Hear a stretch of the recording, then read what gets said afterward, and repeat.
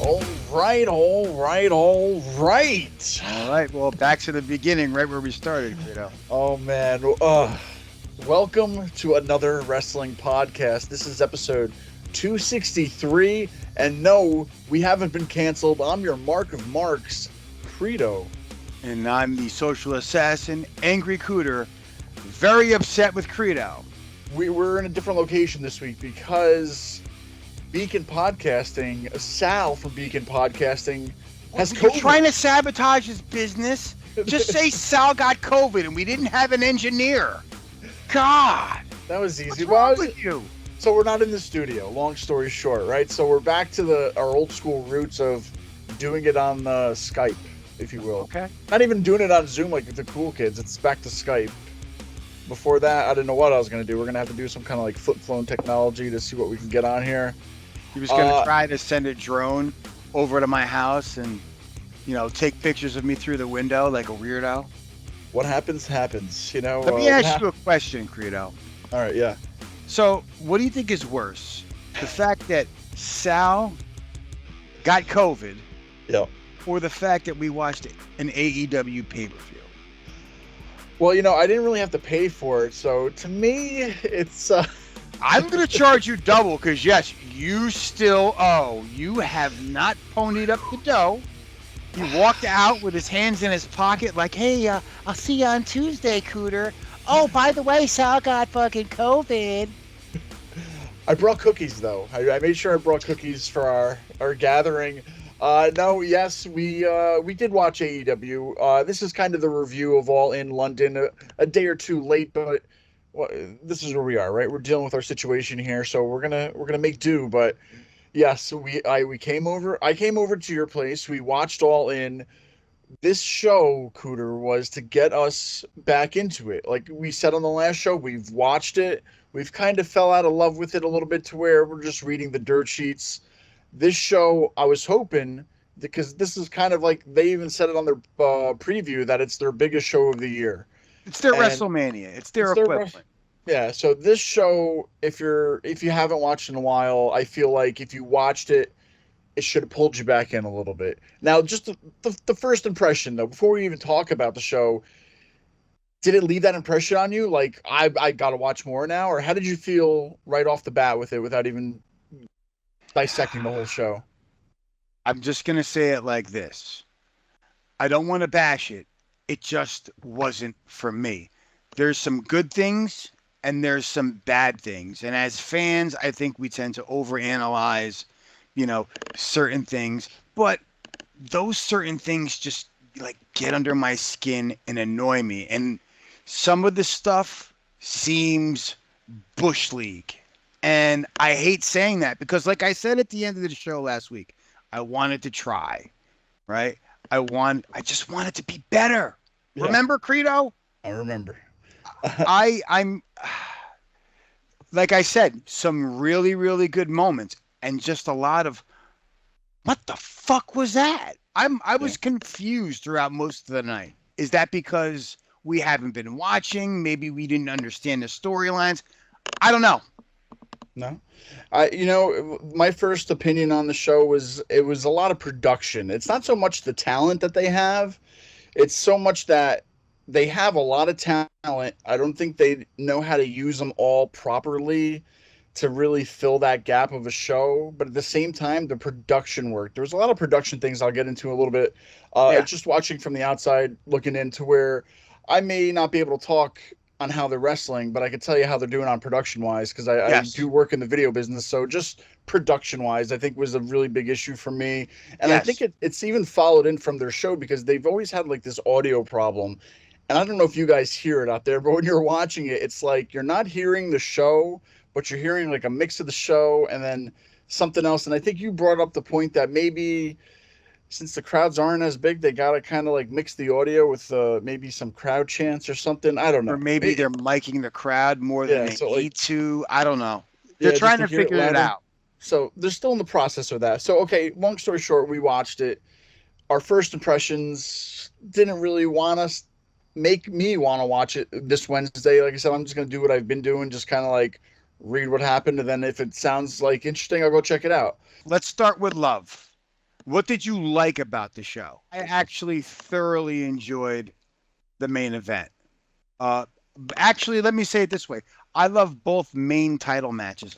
I thought the women's title match, not the Mercedes Moné one, I thought they put on a great match, great storytelling. I thoroughly enjoyed that. I felt like during the show they were catering a lot to the British crowd, and I felt like there was nothing for the American fans to like be happy about at the end of the show. And as we were getting to the main event, it kind of dawned on me. There's no way Bryan Danielson loses this match. They have to do something for the American fans to go home happy. It can't be everything is a dud. I'm not going to say the hashtag called it, but what I'm going to say is I felt towards the end of the show, because of the way things were going, Danielson was going to win that match. And they put on a clinic. I mean, that to me was probably one of the best matches I've seen all year. So I'm not going to hate on it. I don't know the build up to the story. I can just tell you the story they told in the ring left me in awe.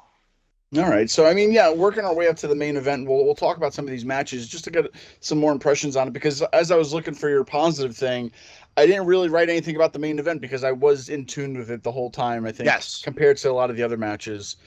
Maybe that's what you guys felt like out there in the podcast land. So, I don't know. Let us know how you felt, though. Shoot us an email, another wrestling podcast at Gmail. But let's get to our notes. I got some notes. I got some bullet points. I feel like what's the best way to review it? Then go back to what we wrote down during it. So one of my big things I was saying is production, right? So visually, whether how the cameras are changing, what the sets look like, whatever, yada yada yada. One of my big things was the aisleway.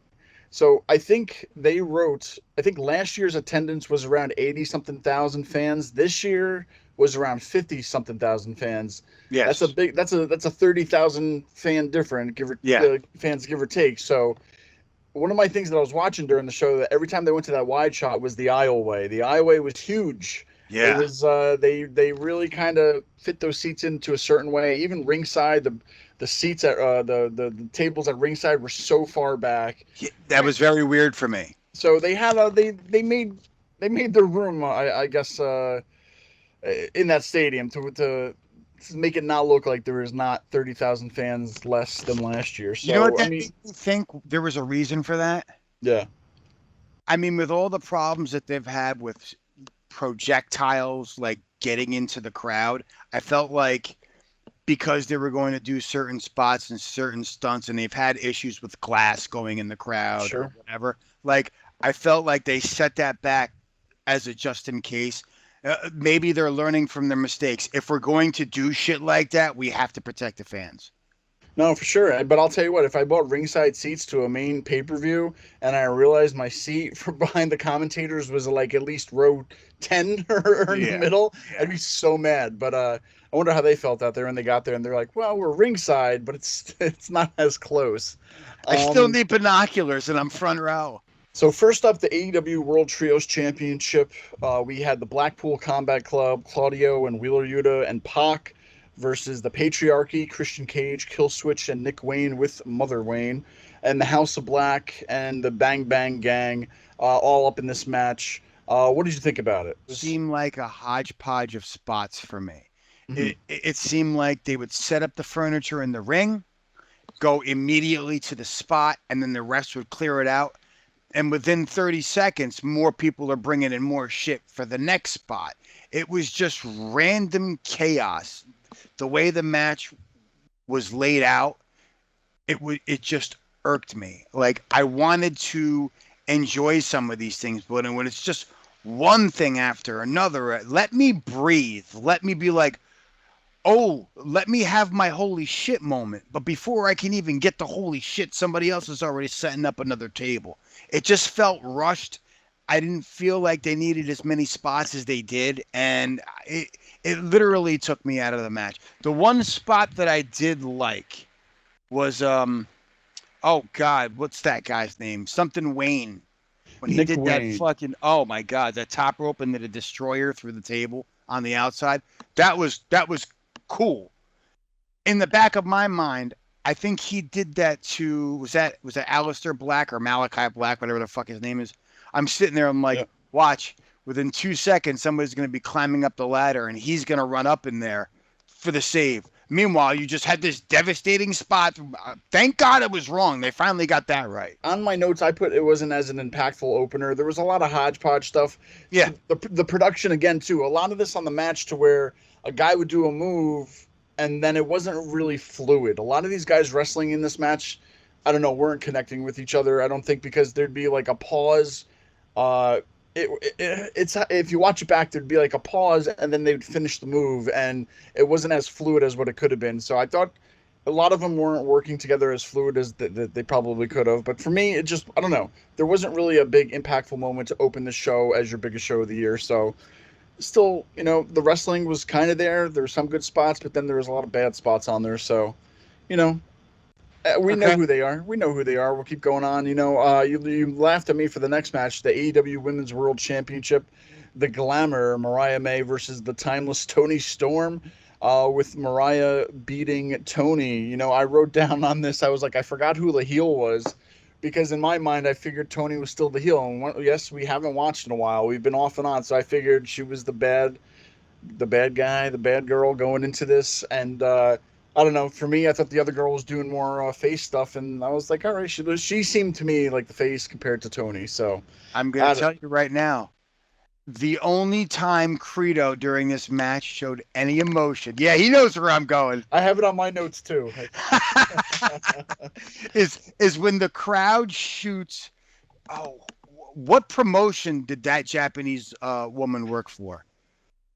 I want to say it was a promotion over in England, but they just kept panning. And Credo's like, what is it? They're obsessed with these Japanese wrestlers. The list of Credo went right into the first match, and he's already complaining.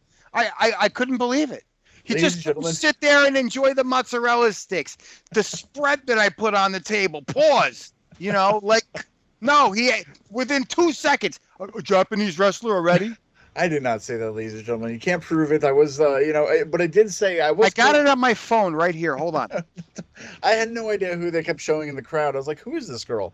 But I will say, and this, it seemed like also with the Daniel Bryan spot later, but the blood spot here in this match, because I was like, to me, it looks like someone squirted something on her head, and it didn't look like they were blading. It looked like it's literally somebody was under the ring, squirted them with blood, and then they come out. The blood's there, but then like after a few minutes, it just like it stops, and it's not. I don't know. It looked weird to me. It didn't look like they were cut open. It just looked like someone just squirted something on their head. Isn't that a good thing? Shouldn't we be protecting people? It's 2024, Credo. Blade jobs are for the old timers. I'm all about makeup and CGI. Okay. All right. Well, we got squirters now for blood, so I mean that's. Pause. I was waiting for that. So that's what I had for that. Another thing with this women's match, I always put down, I don't know what it is, but every time I see like a lot of these women fight, it looks like it's slow-mo to me. I feel like when they're running the ropes, I know their body weight doesn't hit the ropes as hard as like the guys do, but it's almost like they barely hit it, and you don't really, you know what I mean? It's like, it doesn't look like they're hitting it. They don't have the same force when they're coming off the ropes. Yeah, it doesn't look very impactful, and I know they're running full speed and running into it, but it doesn't, you don't see the rope move, and to me, it doesn't look like they're doing it. It looks like they're doing less of what they're doing. So it's kind of like that trick photography. So I always put that, like, it's like a slow-mo kind of thing with the women sometimes. But, I don't know. Another match where I didn't mind it, but at the same time, it didn't say, hey, I'm going to tune in Wednesday. I honestly liked Toni Storm before this whole kind of gimmick with the whole vaudevillain thing going. I didn't mind what she was doing. Now it's like, it's okay. It's not for me, maybe. I don't know. She dresses like fucking Mae Young. It's weird. Yeah, It's one of those things, I don't know. Maybe I've seen a lot of her doing this gimmick, but at the same time, I feel like I don't really care. It wasn't really keeping me into it. So we did have the FTW Championship, last chance FTW rules match. If Hook loses, he can never challenge for the FTW Championship as long as Jericho is champion, and Hook defeated Chris Jericho. What did you have written down for your notes on this reveal? And is it gonna make you watch AEW? The first thing that hit I think we all said the same thing. was was it when Hook was coming out? They did the whole walking from backstage like the WWE straight shot. Like they totally ripped that off. Didn't look as good as what they WWE No, it did. doesn't. I mean, it's cool. Like no one promotion is gonna, hold, the rights on how to shoot a certain type of shot. I get it. It just, if it was the other way around, that like those rabid AEW fans would be like, oh, they're stealing the way WWE stealing the way that AEW shoots the show, and it's just like, yeah, but if you point it out from the other side, it's like they don't own the rights on how to take a shot. Like, okay, we got it. I think the No. other thing that we had in that match, I think we all laughed our asses off when Hook took his little eye patch off. Like, oh my God, his eye is fine. Like, it was so random and it came out of nowhere. And to me, it had nothing to do with the story they were telling in the match. Me personally, again, we probably missed the build up. There was probably, something that happened on Dynamite or whatever where it made sense. Yeah, But well, I what I had on mind was that the whole reveal of it. It wasn't that like they started the match and then he revealed like he's gonna wrestle now with two eyes. It was they waited till literally more than 2/3 of the match was done, yeah, and then he revealed it at the end. And I'm like, you could have been wrestling with two eyes this whole time, dude. Like, yes. Like, it was what something was that the could have. fucking point? Yeah, so it was something that I was like, well, that should have been in the beginning of the match. And then I also noted that he looked like Sagat from Street Fighter 2. He had the patch, he had the box, the trunks, and he looked like a Street Fighter. I think maybe that's what they were going for. But one of my biggest things I put on for that match that it was missing an emotional finish, like that kind of a match where it was up to where he could never challenge for the championship that his dad made big in ECW, right? So like he could never challenge for this. It was missing that emotion because I think during when the pin, the camera guy was on somebody else and they didn't show it. I think either Hook do his finishing move or something like that at the very end. What I remember, and maybe I'm wrong, maybe I wasn't watching, or maybe it was just a split second, but they definitely showed Taz putting, what was Yes, that, yeah. Brian Keith, was it? Or I don't know the guy's name. I forget. I don't know half the people on this roster. But it was cool to see Taz have that moment where, after all these years, I don't think we've seen him do anything physical since ECW One Night Stand in '06 when he put, Lawler in the Taz mission, right? Yeah. And it was like, oh, wow, he's sticking up for his kid. And the cameras are focused on him, but you're hearing the play-by-play guy saying, oh, Hook has him in the, what does he call it, the Red Room? Yeah, yeah. And I'm just like, why aren't we seeing that? Like, to me, that's where the camera needs to be on the other side. They should have had the camera behind Taz and Jericho being like, what the fuck is going on? So then you can see Hook come up behind them and put him in the Taz mission. I felt like we didn't even see the finish. No, yeah, I think the camera was on Taz and it was on something, and then all of a sudden it panned to the ring. And then that already happened, and he was like in the middle of the count or something, but it was like they missed it. He's already tapping, yeah. Yeah. So once again, man, it's the production. And I was saying to where, in production, whatever arena, if I was working out with a video camera, it doesn't matter if it's the circus, a concert, wrestling. You're used to just filming stuff. And in my head, I feel like either they're hiring somebody that doesn't film wrestling all that time. They just know how to film a show, but they're missing these little cues because they're just not used to the wrestling world or whatever. But it's something is just up with the production. It's not no knock on that production out there. I'll tell you that, because there's some good stuff, but there's a lot of stuff that you guys are missing. And do you think being that takes me out of it? As a professional, do you think it has more to do with the placement of the cameraman and where they're standing, or should the truck be saying, hey, switch to this camera so you actually see things? So it's literally the director. So there's a guy sitting in front of the computer and he's just switching it. So he has to know those cues on a script. Granted, not all of it's scripted. Yes, it is wrestling, but they don't know what's going to happen. But he can see everything that's going on. So if he knows, like, oh, they're going to do the finish, cut to 2, cut to 1, cut to whatever. So the director, whoever's punching those buttons in that truck, is missing the mark a lot. And that's where as a storyteller, you gotta show the audience at home what you want them to see, and if they're Right. not seeing that ending, there's no emotion to it. It's like, oh, okay, he won. Well, I missed it. So a lot of it to me is a production thing. So that's with that match. Let's keep going right along though. They had the AEW World Tag Team Championship, a three-way match. They had the FTR versus the Acclaimed versus the Young Bucks. Cooter, man, what did you think of this? Because we got some EVPs in this match who were the I champions. was checked out, bro. I was completely checked out in this match. I felt bad because I really had high hopes for it. I love the Acclaimed. I love FTR. I think given the right opponents, the Young Bucks put on great matches. Dude, the Bucks look old. They look old. Old Bucks. I feel like it might be time. Dude, Father Time is undefeated. Okay. And I feel like they've gotten to a point where all these high spots that they've done over the years, it's taking its toll. They're not moving the same way. They're older. I saw no reason for them to retain those belts. It makes absolutely no sense when these guys can't even move the way they used to. I didn't see anything in that match that really drew me in. At that point, I think we were having more fun watching Mike Shapiro's kid because he was at least more entertaining than the Bucks. That to me is atrocious. They need to hang it up. I'm sorry. It's time, bro. Get those belts off of them. Put them in a storyline where they don't have to be in the ring because that match was one of the worst things. That might have been the worst match of the night. And that's saying a lot outside. Maybe the only match that was worse was Monet and Baker.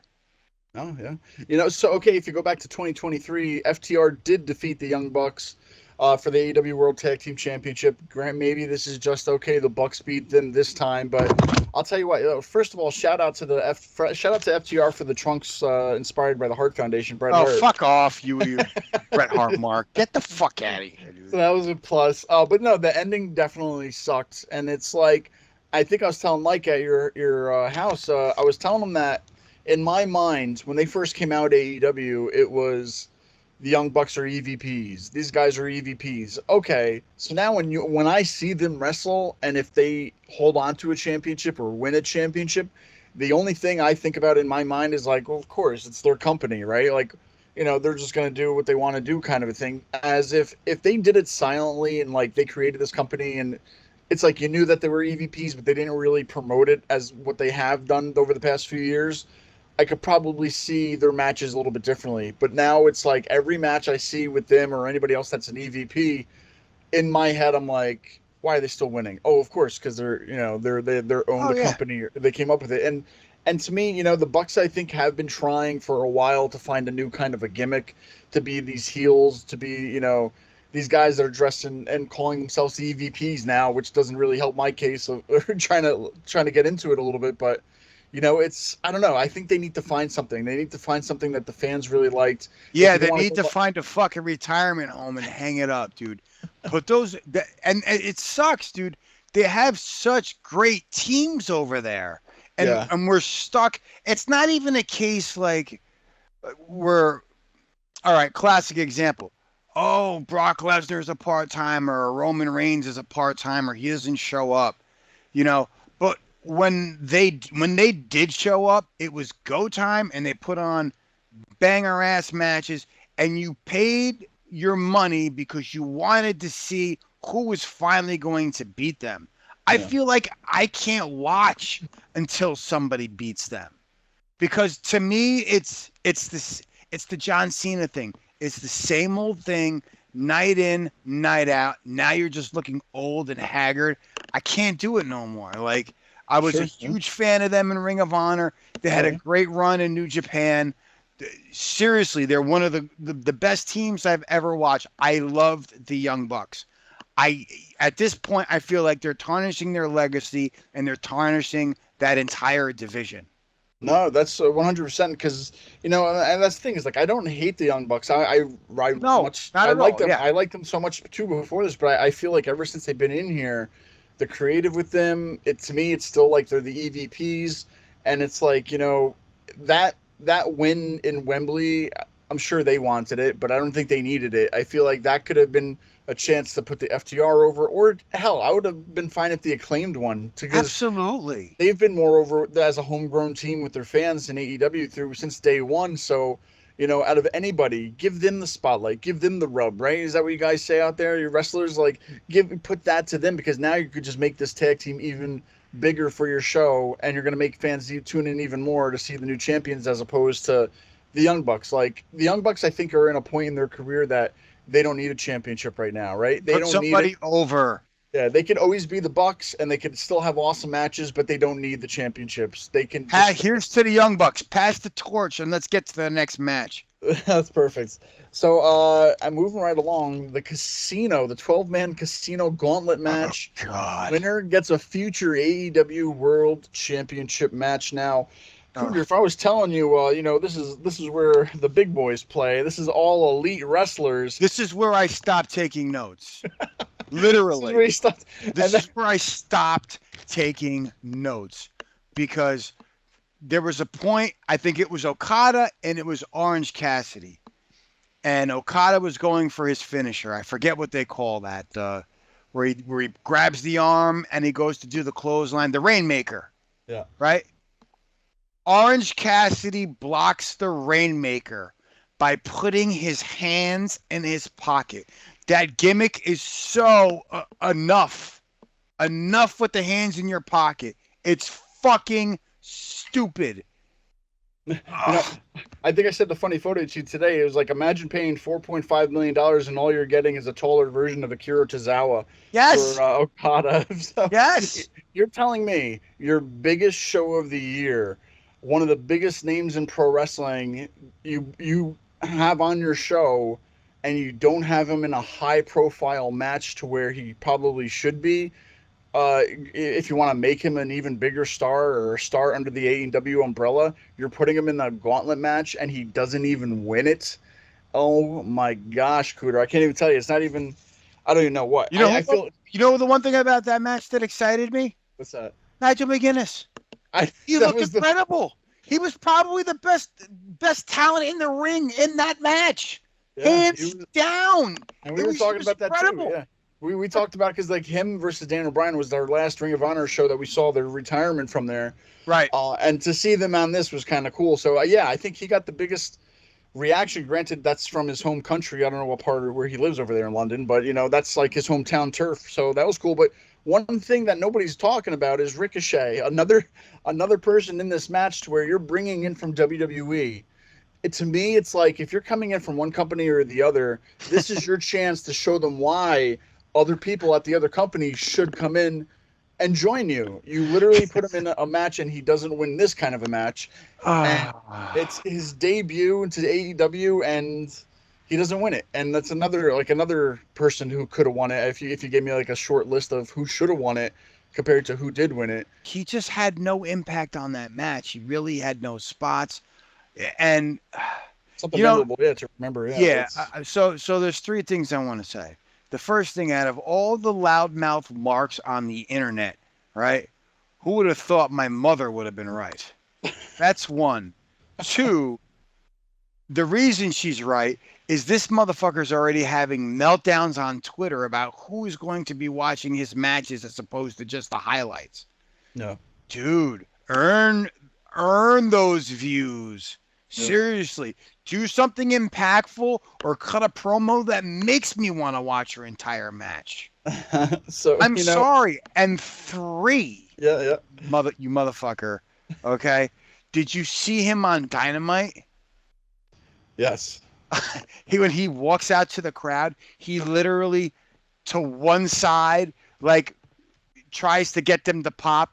Looks to the other side, realizes there's nobody there on a hard camera side, and just continued. Oh my God. How embarrassing. You went from the fucking majors to the Bush Leagues, and with an instant, you're realizing, boy, I'm a fucking idiot. Unless he's securing the bag. Unless Tony gave him the bag, hey, get paid, bro. This I is know. a tough business. You got to do what you got to do to make that money because your window is small, just like you are. But I'm just saying, dude, some people, I don't know if he's ever gotten a huge contract. I don't know what kind of money he makes. So I'm hoping he's getting paid good because I know some people towards the end, they take that less money. They're more worried about their legacy as opposed to their pockets. But Yeah. that's And just, oh, nah, yeah, for sure. Because like to me, I would have stuck it out. I would have said like, okay, Triple H kind of just got the power recently this year, so I would have held out for like maybe a shorter contract and see what they would have done. But just to see, maybe Triple H doesn't really like him as much. I don't know. Maybe they've tried everything they could with him and it just hasn't worked out. But I bro, he mean, could have been the speed champion in season 2, bro. all right, I get why he left, but at the same time, it's like No, they made I that don't know. division for him. I don't know. It's like that's it. Because this way it's a 2-minute match and we don't have to hear you talk because you can't fucking do it. Well, there you go. The whole Prove me division. wrong, Ricochet. Prove me wrong. There we go. All right. Well, moving right along, we talked about that enough because I mean, Christian really is a great up and comer to win this kind of a match for the to put over the AEW World. Come on now. Like, all right. Anyway, You know what? I'm not even mad at that because they're setting up a story between him and Killswitch. Because at the end of that tag trios match, he was all pissed off at Killswitch because again, out of nowhere, you Pac just runs up the ladder, beats him to the belt. It was so random. And then you just see the dispute between Christian and Killswitch, only to have Killswitch help him during that gauntlet to get that title shot. There's bigger things coming from this. I'm hoping they build a storyline. Unfortunately, I won't be watching to find out. oh, all right. Still hasn't gotten Cooter in there. All right. So we got a few more matches. How about the AEW American Championship? Will Ospreay defeating MJF and restoring the AEW International title. Thoughts on this? Because they had a cool Assassin's Creed little blend with Will Ospreay's Open. Oh, I could But care less. uh, Yeah, that was the best part of the match. I love MJF. I really do. Their last match together, I thought was fantastic. I did see a replay of it. I thought it was great. This one, I mean, it was a good match.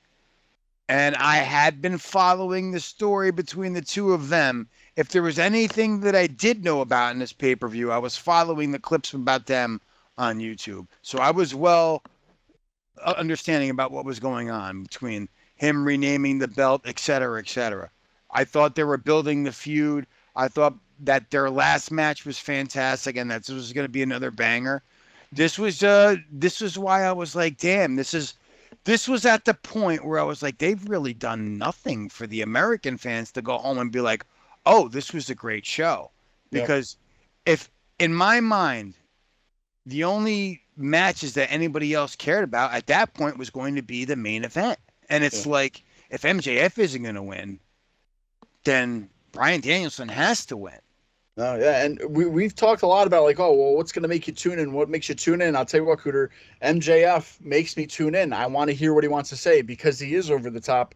Yeah. And he's cutting promos that you're not gonna hear on WWE, and that's the great alternative for him because he's allowed to do stuff there that he would never be allowed to do on the other side, and that's great because that will make me tune in. I want to hear him put somebody down or curse or do something crazy. So Yeah. like MJF's still gonna make me watch no matter what. But no, I mean Will Ospreay, they got him too to sign and another big star in his hometown, his backyard. He's in London. He restored the AEW International title, but at the same time, maybe this could have been Will Ospreay versus Okada. I think they're originally talking about that kind of a matchup months ago. To like, oh well, what could main event this? But we didn't get that. So I mean, we got Will Ospreay versus It's Jeff. weird. I mean, You would think you're paying that guy so much money, and you haven't really had him in an impactful feud yet. yeah, I don't get it. I mean, they stuck him with the Bucks and Jack Perry to become like the new elite. Okay, cool. Who the fuck's he wrestling? I know. Like, who's he feuding with? Yep. He's just there to fucking Miso Sari. Like when he did that on TV, I was No, like, that's exactly, and that's fucking hack. and compare him to Nakamura, for example. Nakamura doesn't speak that great English, and for a while they weren't letting him do anything. But then they realized they were going to make these kind of vignettes, these promos of him with subtitles, so he could still speak his language, and now we could read it and like understand it a little more. We give him some kind of thing as to where if Okada isn't that good with English yet or whatever, do something like I don't even need to hear a promo, man. Just put him out there, show him what he's got, and just keep winning. Right? We don't need to cut any promos every single time, but like show him that he's a big top name of one of the biggest names in wrestling at the time, right? Or why you're paying him $4.5 million or whatever. So that's going back. So it's like what's making us watch. It wasn't a bad match. Will Ospreay versus MJF, but it wasn't a memorable to where I'm going to be like, oh, yeah, I remember that's what happened. The only thing I remember is the big giant American flag with little mini MJF faces on it. That was cool. That was cool. So now we have Mercedes Moné versus Dr. Britt Baker, DMD, for the AEW TBS Championship. Poor boo-boo face. Poor boo-boo face. I'm looking at my notes. I just heard, I had that it was dead. There was like no reaction from the crowd. They were just like, let's get to the main event kind of a thing. The TBS Championship too, to me, as coming back into this, yes, I know what it's for. It's like a glorified TV title for TBS, but at the same time, Cooter, I think you made fun of me a while because I'm like, I love championships. I love when there's an intercontinental champion or a European champion or a light heavyweight or a cruiserweight. When you're the champion at TBS, to me that's like, I know they got the TNT title. So I'm the champion of this room. I know it's to me the name kind of throws me off for what you're really a champion of. Right. Hold on. Listen. Okay. Oh gosh. I'm the tribal chief of this room. What's the ones up? You're right. You're absolutely right. It's a weird name for a fucking title. And I know you have a women's championship, but like hell, just call it the AEW Women's International title. I don't know, or something that like whatever. I don't want to. I'm talking more about the title because I don't care about the match as much. I mean, I think the only thing that I remember about that match was what you pointed out. Britt Baker having a boo-boo face walking down as if she knew she didn't want to be there. That was Shapiro, yep. Yeah, that was Shapiro. You're right. No, and that's the thing, Mercedes Moné, another star from WWE, comes over being paid a lot of money because she likes to talk about how much money, because she also said that her entrance gear was over $10,000, which I doubt it. But it's like they take these stars, big names. Sasha Banks was a huge name in WWE, kind of fell to the wayside after a while, but now they bring her in with a lot of money.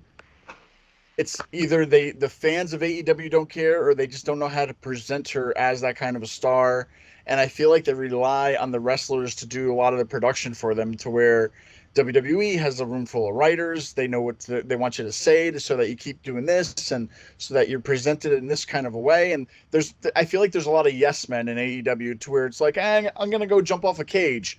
Oh, that's cool. That's fine. Go do it. Instead of, hey, no Edge, you're kind of in your 50s. Maybe you shouldn't do that kind of a high jump. You might break your ankle. But you know what I mean? I feel like there's a lot of yes men. And that's when I'm watching it, so like I'm seeing a lot of stuff to like, didn't they talk about this before the match? Like, didn't they have like a meeting being like, hey guys, we're all going to do, a pile driver in every match. You think somebody would be like, well, it's not going to be as impactful if we all do it.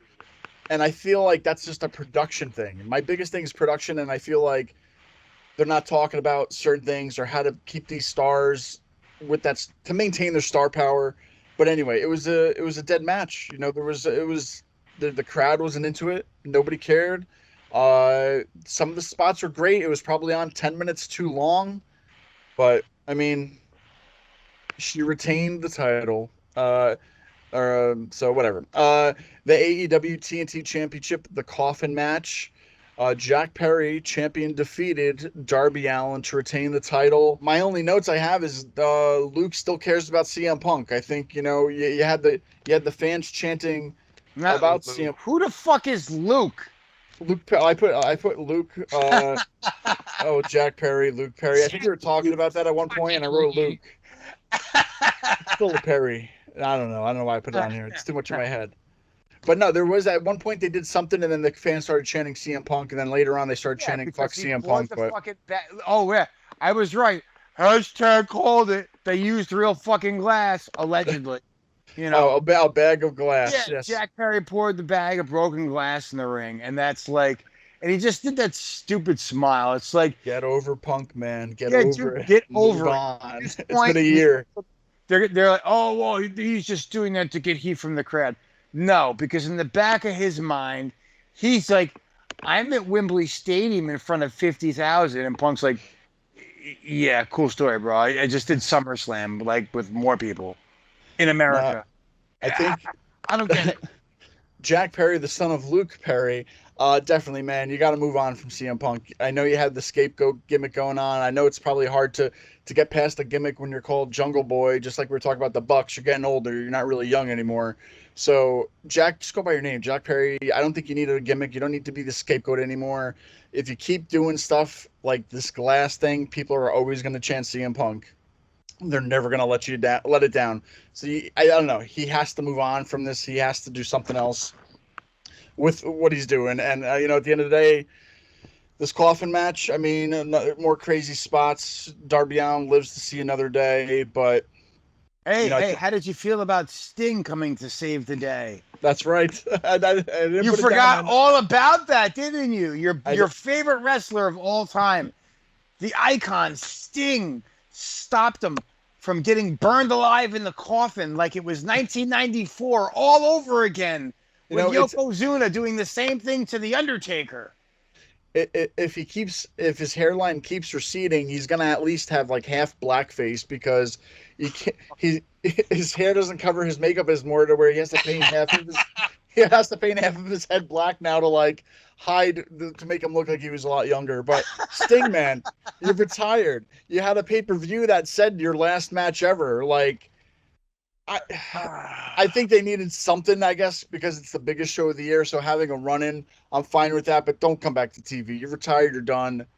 Stay off TV. But no, that's it. I'm talking more about Sting. I'm talking more about CM Punk and Real Glass than I am Jack Perry defeating Darby Allin. So you're And trying that to was get those the fans. short fucking match. That might have been the shortest match of the night.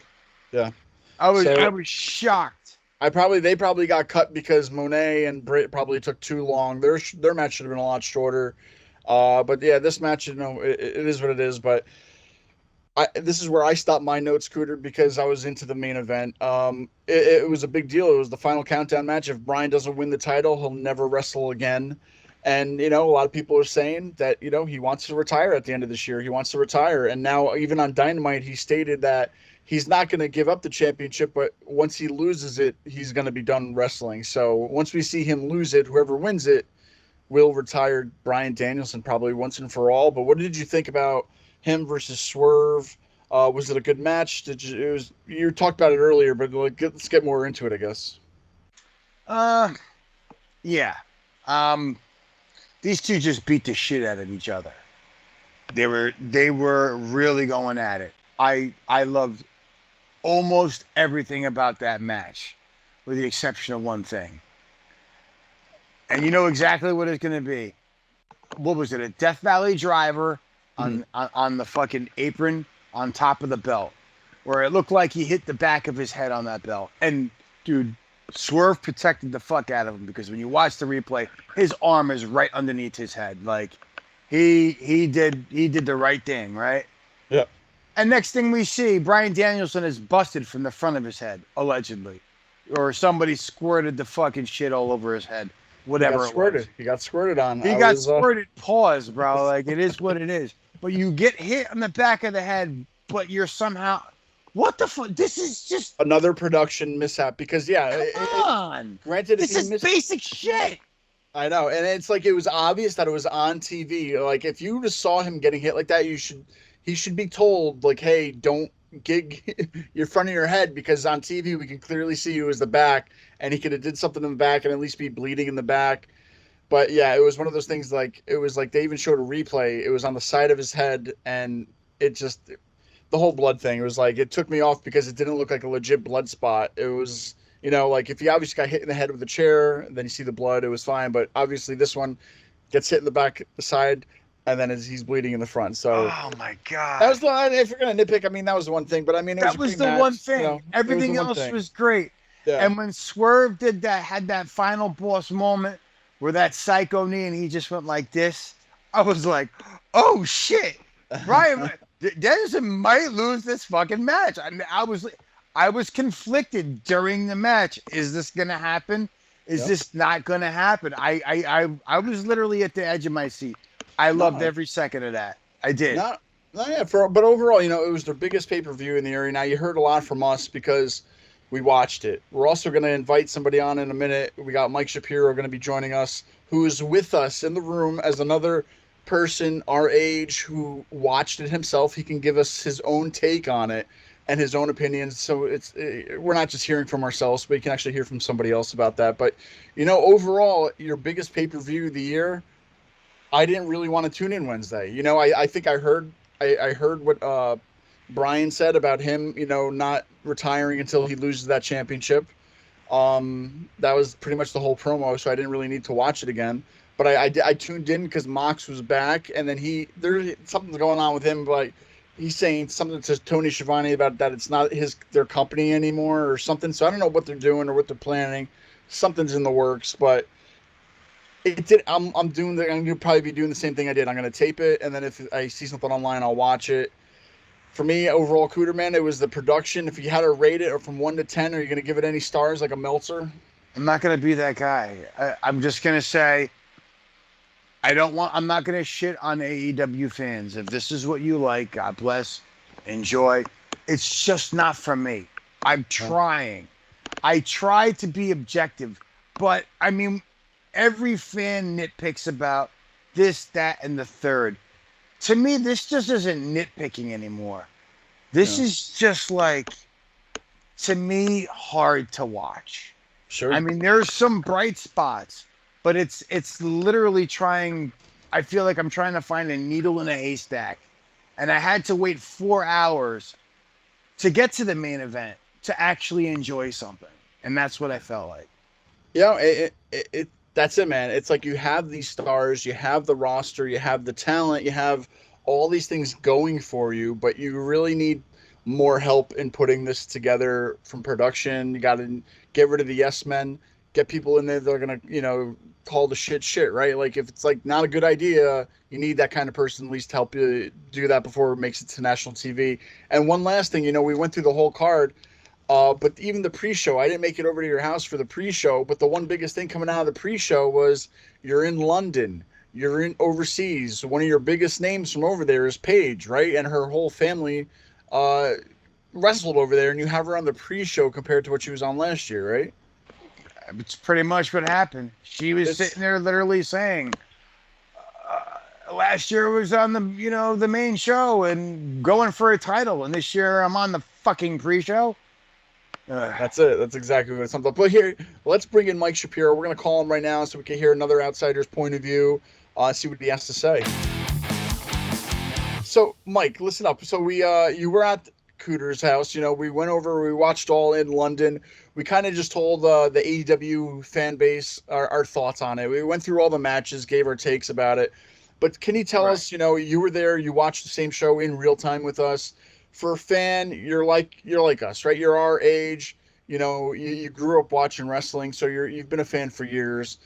Is AEW kind of like a show you watch every week, or have you kind of like, for us, we've kind of like just read what's going on, and then for you hear something, we'll watch it later. But did this show even make you want to watch it Wednesday, or did it get you into it at all? Or give us your thoughts and maybe about All In.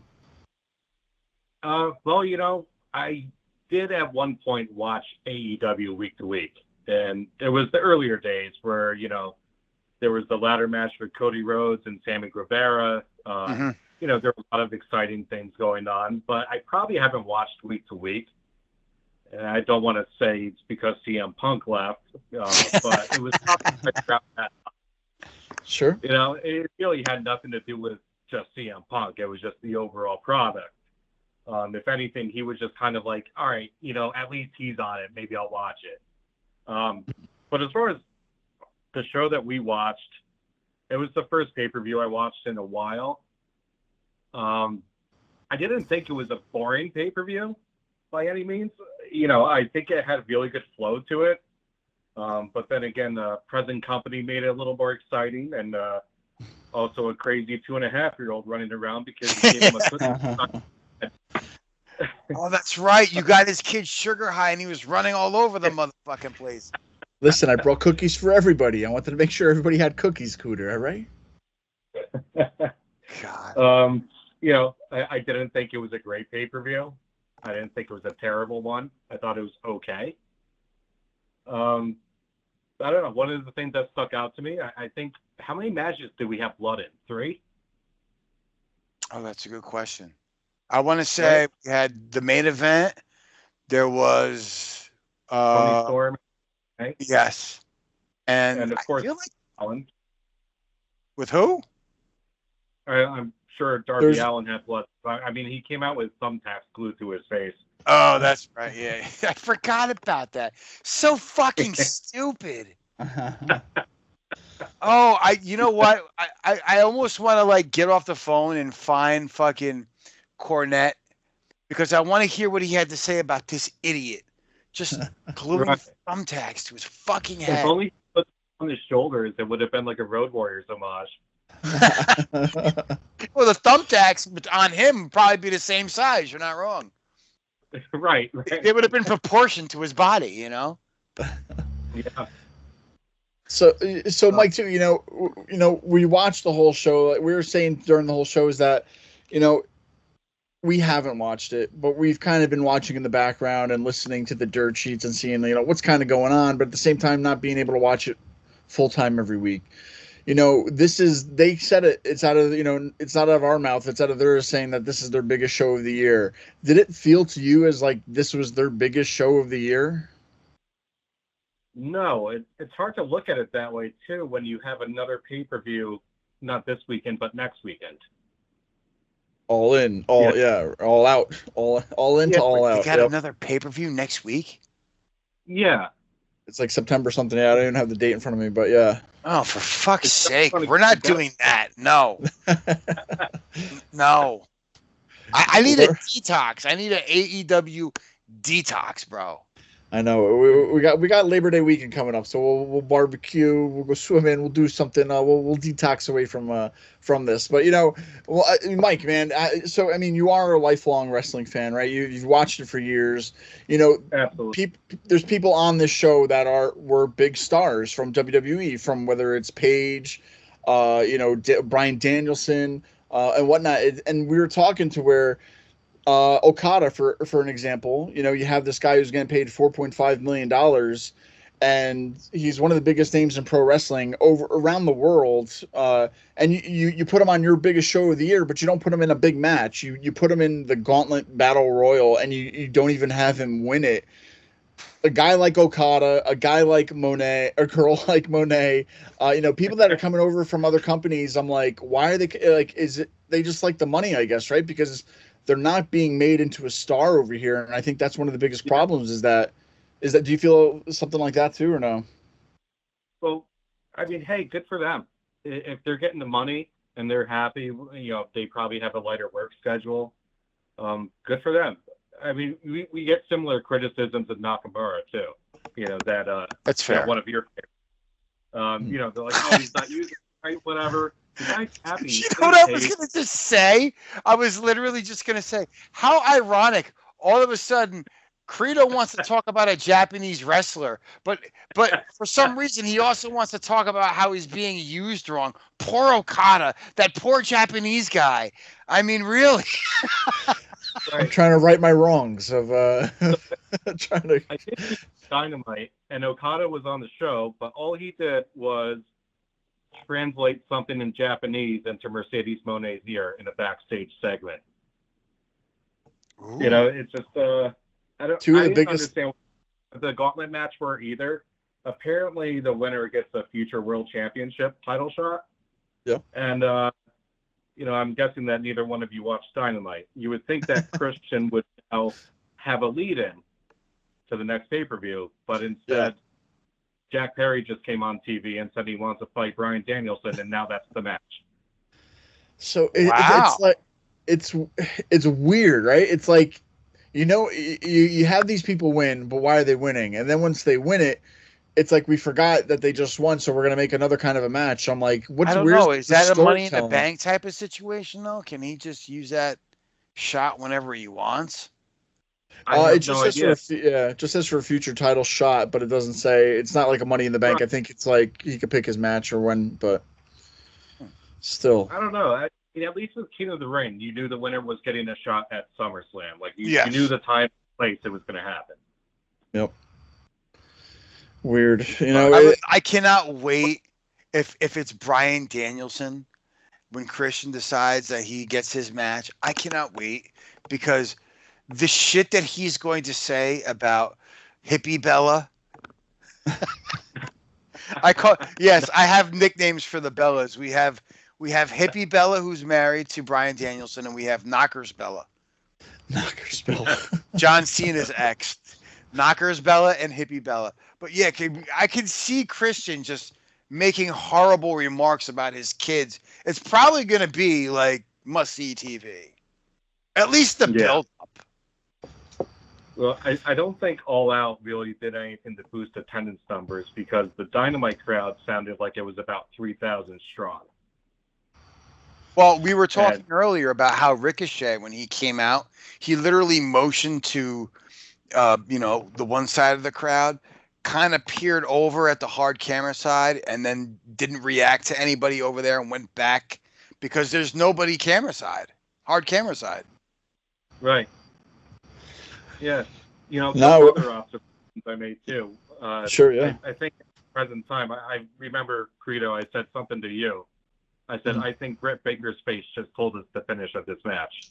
Thank you. When you did say that. You're in Wembley Stadium, tons of people there. They'll probably say 70,000 or something. And it just looked like she didn't even care about being there. Yeah. No, that's the thing is like the storytelling, man. If you know you're losing, you got to at least not look like you're losing going into the first seconds of the match. So. And I can't stand this CEO chant that Mercedes tries to start. She tried it again on Dynamite, and in backstage segments, you can still hear the crowd reaction. She started chanting CEO to herself, and the crowd was just absolutely dead. I think Omos gets a higher pop than she does. Remember that movie Girls where Rachel McAdams tells her friend Gretchen, "Stop trying to make fetch happen. It's never going to happen." Yes.